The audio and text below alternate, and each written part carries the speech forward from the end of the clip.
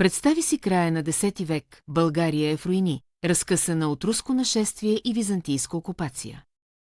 Кой би могъл да спаси нацията от гибел? Отговорът дойде от 4 братя, синове на местен комес Никола, издигнали се от мрака на неизвестността Давид, Моисей, Аарон и Самуил, наречени кометополи.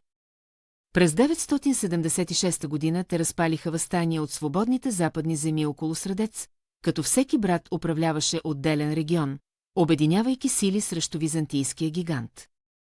Искрата на съпротивата се разгаря бързо, защото обикновените хора виждат надежда в тези решителни водачи, които обещават да възродят българската държава и да прогонят завоевателите.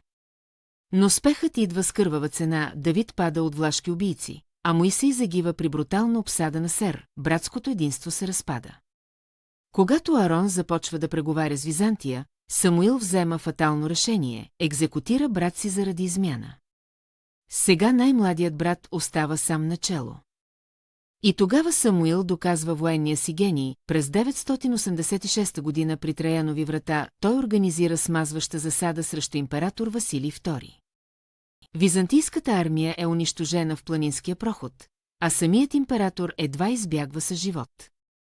Балканите треперят, България се възражда под ръката на Самуил.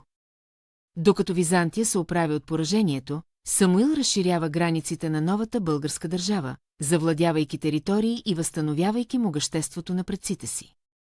През 997 година Самуил е провъзгласен за цар, а България отново става сила, с която трябва да се смята. Империята възкръсва от пепелта. Макар че царството на Самуил в крайна сметка ще падне през 1014 при Клидион, неговото наследство остава безсмъртно устойчивост въпреки всички препятствия. 4 братя кометополи доказаха, че дори в най-тъмния час, смелостта и решимостта могат да възродят една нация и да вдъхновят поколение напред.